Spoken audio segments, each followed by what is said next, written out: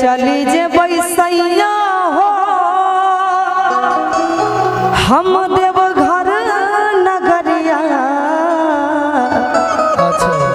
एगो किन दीहा के घुंघुर लागल कंवरिया किन दीहा।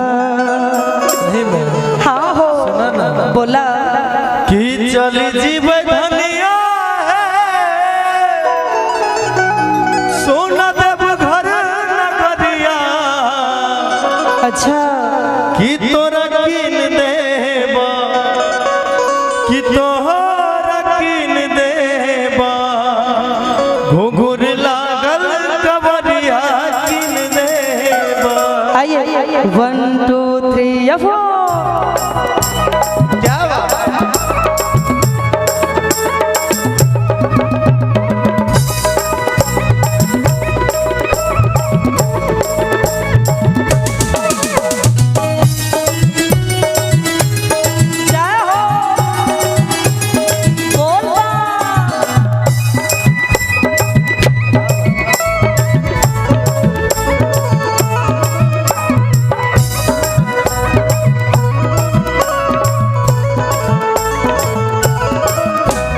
चली जे बैसैया हो हम देव घर नगरिया।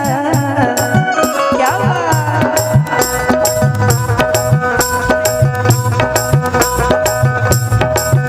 अरे चली जे बै राजा हो हम देव घर नगरिया एगो किन दीहा एगो किन दीहा घुंघुर लागल कंवरिया किन दीहा घुंघुर लागल कंवरिया किन दीहा।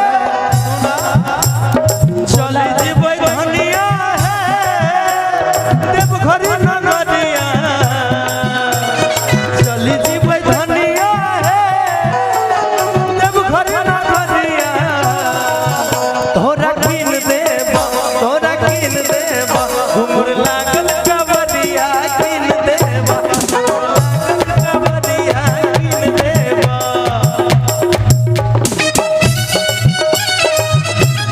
जय हो बोल बा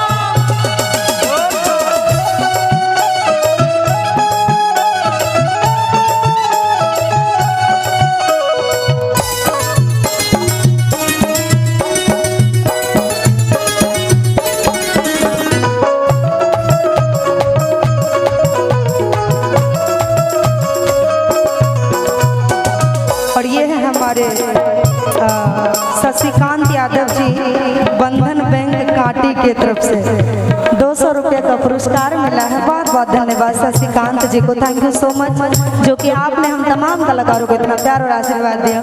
और अतिया कहते हैं कौन भाव में ओ गंगा जल लाई के कवर सजाई के चलिए बे बाबा भोला के मनाई के।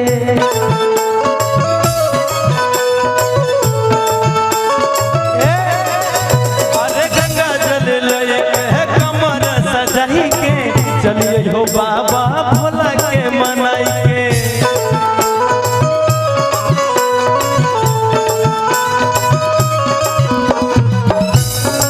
ये आ रही है 20 रुपया लेके, हम उसी वक्त इनको घुरा दिए थे लेकिन फिर भी आ गई।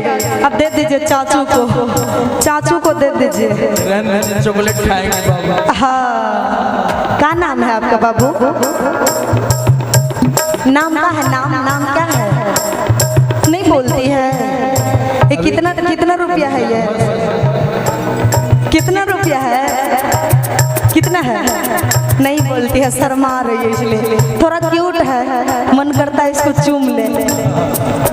क्या बात क्या बात। ओ गंगा जल लाई के कवर सजाई के चलिए बे बाबा भोला के मनाई के।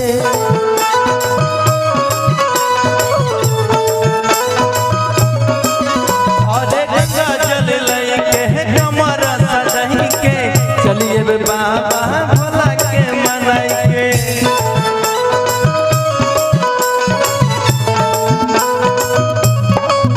अरे बड़ी सुंदर लगतई जी बाबा देव घर नगरिया बड़ी सुंदर सुंदर लगता जी एहो तिरकुट पहरिया एगो कीन दीहा एगो कीन दीहा घुंघरू लागल कवरिया कीन दीहा घुंघरू लागल कवरिया कीन दीहा। सुना ना, एक चीज बता दे आपको, बोला बगले में मार्केट है। अच्छा सुबह चलबे अहाँ के कीन देब जे अहाँ के चाहे, साड़ी चाहे, कांवर चाहे। सही में सही में। सुनो ना, और चली जीवे धनिया है काटी बजरिया,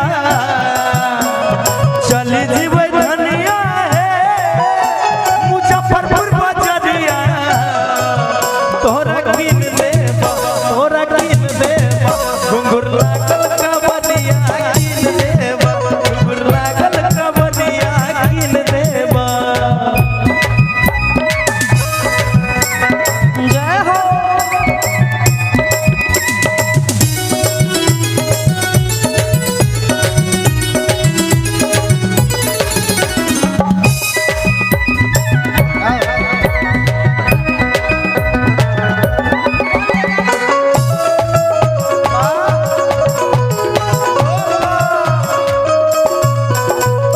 और अरे बाबा धाम जइबे जाके अचरा फैलैबे गोदे में बालक खातिर अर्जी लगैबे।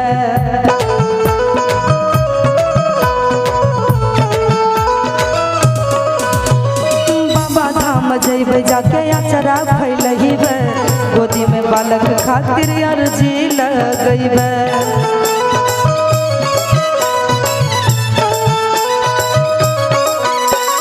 घूमिले बैसैया हो हम सुइया पहरिया घूमिले बै राजा हो हम तिरकुट पहरिया एगो कीन दीहा एगो कीन दीहा घुंघरू लागल कवरिया कीन दीहा घुंघरू लागल कवरिया कीन देबा, घुंघरू लागल कवरिया कीन देबा।